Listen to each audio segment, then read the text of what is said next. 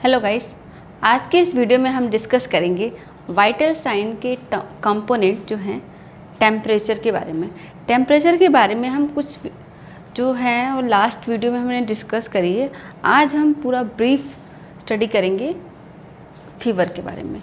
Fever overall study करेंगे fever के बारे में। टेम्परेचर रेज होता है, टेम्परेचर लो होता है तो क्या होता है, ये सारी चीज़ें हम वाइटल साइन के टेम्परेचर कंपोनेंट के बारे में डिस्कस करेंगे।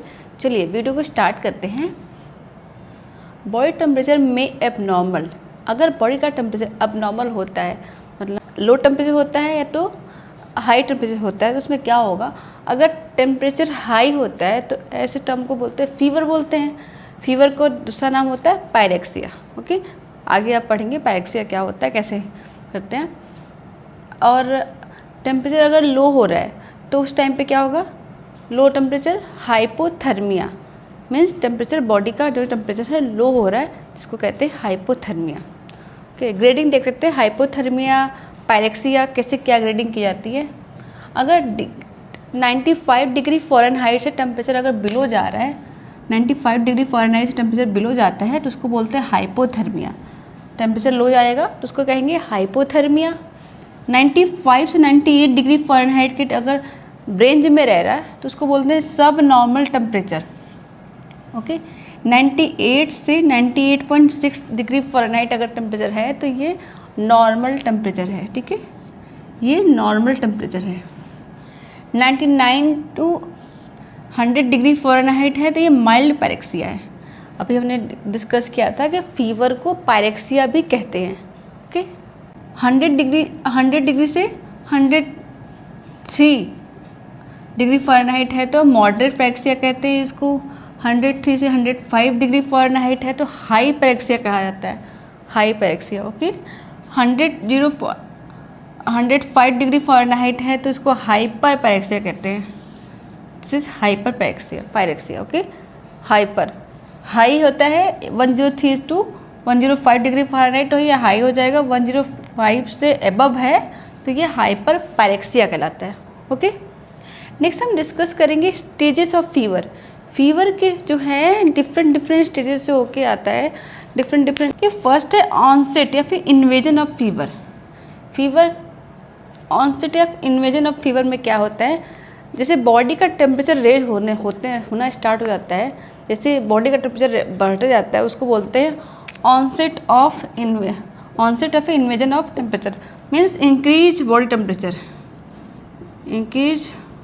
टेम्परेचर। ठीक, स्टेडियम है फास्टिज्म क्या होता है, मैक्सिमम जो है इसका मैक्सिमम टेम्परेचर जो है उसमें रेज हो जाएगा बॉडी का और वो कांस्टेंट रहेगा कुछ टाइम के लिए। ठीक है, तो ये क्या है, स्टेडियम है। डिक्लाइन का मतलब समझ रहे हो, डिक्लाइन मतलब कम होना। डिक्लाइन दो तरह से होता है, एक क्राइसिस और दूसरा है लाइसिस। क्राइसिस क्या होता है, सडन डिक्रीज टेम्परेचर, बॉडी का जो टेम्परेचर है सडनली डिक्रीज हो जाता है, इसको कहते हैं क्राइसिस।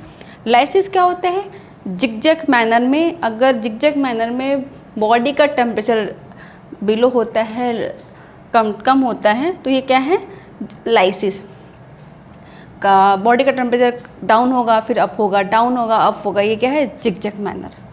ओके, एक होता है, आपको एक ग्राफ के थ्रू अगर समझना हो कि क्या है, मान लीजिए यहाँ टेम्परेचर है। ठीक है, तो अगर किसी का टेम्परेचर से बढ़ रहा है और यहाँ क्या है, फास्टिज्म स्टेज है और ये ऐसे डिक्रीज हो रहा है। ठीक है, तो ये तो हो जाएगा आपका ऑनसेट स्टेज। ठीक है, ये हो जाएगा ऑनसेट, ये स्टेज हो जाएगा ऑनसेट, ये हो जाएगा फास्टिज्म सेकेंड स्टेज और ये हो जाएगा आपका डिक्लाइन स्टेज। ठीक है, ये आपका डिक्लाइन स्टेज है।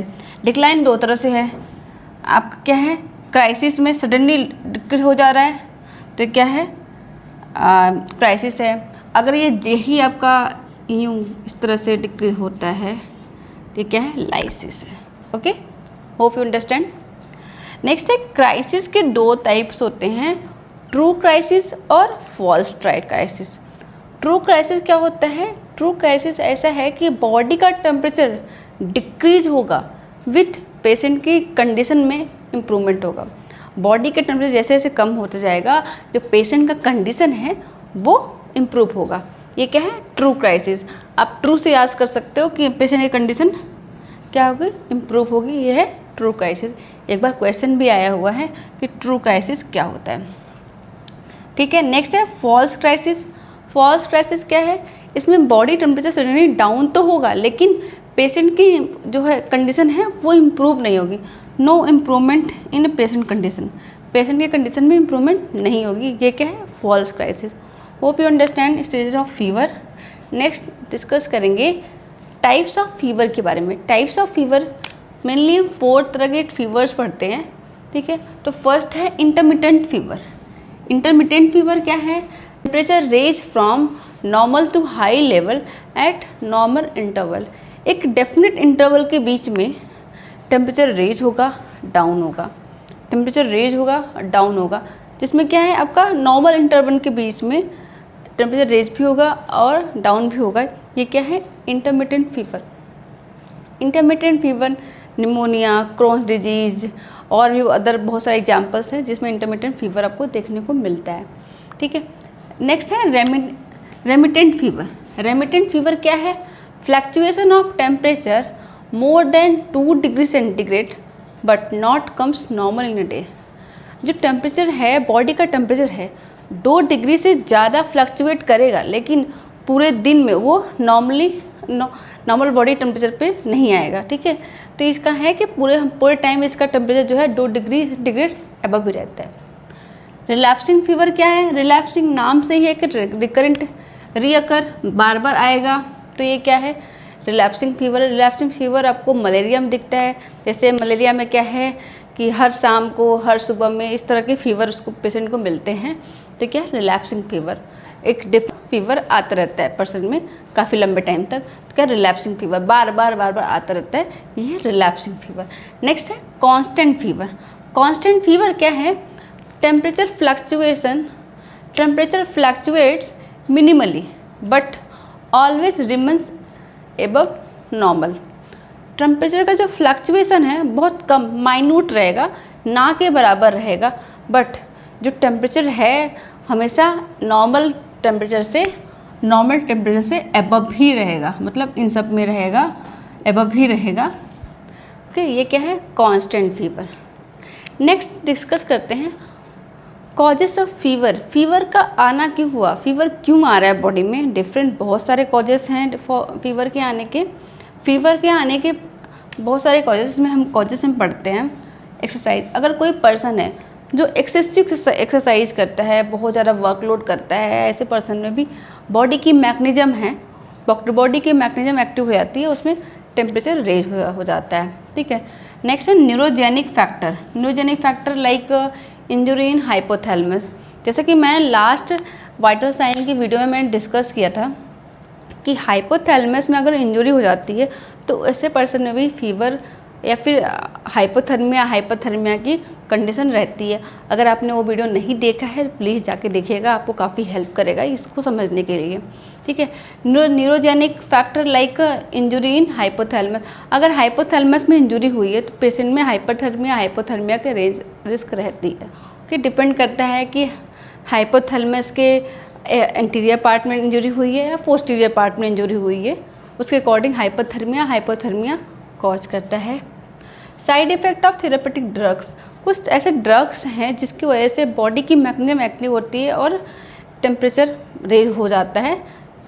ठीक है, नेक्स्ट है इन्फेक्शियस डिजीज़ या फिर बॉडी में कोई इन्फ्लेमेशन हुआ है, बॉडी में कोई माइक्रो ऑर्गेनिज्म का एंट्री हुआ है जिसकी वजह से हमारा जो है बॉडी का मैकेनिज्म एक्टिव हुआ है और उसके डिफेंस में बॉडी में टेम्परेचर रेज हो जाता है। ये क्या है? इन्फ्लेमेशन या फिर इन्फेक्शियस डिजीज़ की वजह से भी बॉडी में टेम्परेचर आता है। मैक्सिमम टाइम अगर आप फीवर देख रहे हैं, अगर फीवर परसिस्टेंट रह रहा है तो इंडिकेशन है कि बॉडी में कोई माइक्रो ऑर्गेनिज्म एंट्री किया है, बॉडी में इन्फेक्शन है, that's why fever occur. Okay, next है सीवियर हेमरेज। अगर किसी पर्सन में सीवियरली हेमरेज हुआ है, फिर सीवियरली वो डिहाइड्रेट हुआ है, तो ऐसे पर्सन में बॉडी के मैकेनिज्म एक्टिव होती है और फीवर कॉज करता है। सीवियर डिहाइड्रेशन सीवियर हेमरेज में फीवर अकर होता है। केमिकल सब्सटेंस, अगर कुछ केमिकल सब्सटेंस को डायरेक्टली आपके ब्लड स्ट्रीम में इंटर कर दिया जाए, डायरेक्टली आपको इंजेक्ट कर दिया जाए ब्लड में, तो ये क्या है, ये भी फीवर कॉज कराती है। जैसे आपका क्या है, कैफीन प्रोडक्ट हो गए, कोकेन प्रोडक्ट को डायरेक्टली इंजेक्ट किया जाए ब्लड स्ट्रीम में, तो ये फीवर कॉज कराती हैं। ओके, नेक्स्ट डिस्कस करेंगे sign and symptoms of fever के क्या साइन एंड सिम्टम आते हैं। कॉमनली आप लोगों को बहुत सारी चीज़ें पता होंगी, लेकिन फिर भी आप डिस्कस करते हैं। हॉट एंड ड्राई स्किन होगी, हॉट एंड ड्राई लगेगी। फ्लश्ड फेस, एनोरेक्सिया होगा, पेशेंट को भूख नहीं लगेगी, हेडेक रहता है, बॉडी एक रहेगा, increase heart rate, beating pattern सारे इंक्रीज हो जाते हैं। और shivering, pale and cold skin, ठंडी पड़ी रहेगी स्किन और cold. Shivering, pale and cold skin, cyanotic nail bed जो होता है थोड़ी सी ब्लूइश शो करेगी। ये है सारे सिम्टम्स ऑफ फीवर के। अगर किसी पर्सन में फीवर आ रहा है तो ये सारे सिम्टम आपको देखने को मिलेंगे। ओके, मैनेजमेंट देखें तो हम नॉर्मल मैनेजमेंट जो है हमारा इसको करते हैं। अगर पर्सन में ये नहीं पता है कि इन्फेक्शन है या फिर अदर कॉजेस नहीं पता है, जस्ट उसको फीवर आया हुआ है, तो फीवर में हम नॉर्मल मैनेजमेंट के थ्रू फीवर को ट्रीट कर सकते हैं। अदर कॉजेस अगर नहीं है तो क्या क्या मैनेजमेंट करते हैं। ऐसे पर्सन में है डिहाइड्रेटेड पर्सन होता है, तो ऐसे पर्सन में फ्लूइड इनटेक को बढ़ा देते हैं। और हाई पैरेक्सिया अगर उसमें ज़्यादा टेम्परेचर है तो उसको कोल्ड स्पॉन्जिंग करेंगे। कोल्ड स्पॉन्जिंग कैसे करते हैं? कोल्ड स्पॉन्जिंग आपके पूरे बॉडी जो है, एक्सिलरी पार्ट, नेक पार्ट, फीट में, पाम में किया जाता है। चेस्ट एरिया में नहीं करना होता है, चेस्ट एरिया बिल्कुल नहीं करना, तो ग्रोइंग पार्ट सब जगह किया जाता है, लेकिन चेस्ट पे अवॉइड करते हैं। क्यों अवॉइड करते हैं? Due to prevention of pneumonia. ठीक है, निमोनिया से प्रिवेंट करने के लिए चेस्ट पे कोल्ड स्पॉन्जिंग नहीं की जाती है। प्रोवाइड कंफर्टेबल पोजीशन, पर्सन को कंफर्टेबल पोजीशन देना है। To wear loose fitting cloth, जो है कपड़े ढीले ढाले कपड़े पहनाने हैं। प्रोवाइड वेंटिलेटेड रूम, हवादार रूम है उसको देना है। रिलैक्सेशन थेरेपी देनी है। रिलैक्सेशन थेरेपी क्या होती है? मेनली आप ऐसी थेरेपी जिससे पेशेंट जो है, पर्सन जो है डाइवर्टेड फील करे, अपने कंडीशन से डाइवर्टेड फील करे, बेटर फील करे। इसमें क्या आता है, जैसे म्यूजिक पसंद है तो म्यूजिक यूज़ कर सकते हैं, टीवी यूज़ कर सकते हैं। तो ये सारे आपके आते हैं रिलैक्सेशन थेरेपी में, जिससे पर्सन जो है रिलैक्स फील करे खुद को। इंक्रीज एनर्जी इनटेक, ORS और एनर्जी जो ड्रिंक्स होते हैं को दे फील होता है, इसलिए ऐसे ड्रिंक्स और ऐसे ये सब सारे टेक्निक यूज़ करके फीवर वाले पेशेंट को हम ट्रीट कर सकते हैं। ओके, अदर इन सब से भी अगर वो रिलीफ नहीं होता है, देन आफ्टर सिम्टोमेटिक ट्रीटमेंट और अदर ट्रीटमेंट दी जाती है, अदर मेडिकेशन थेरेपी पे स्विच करते हैं।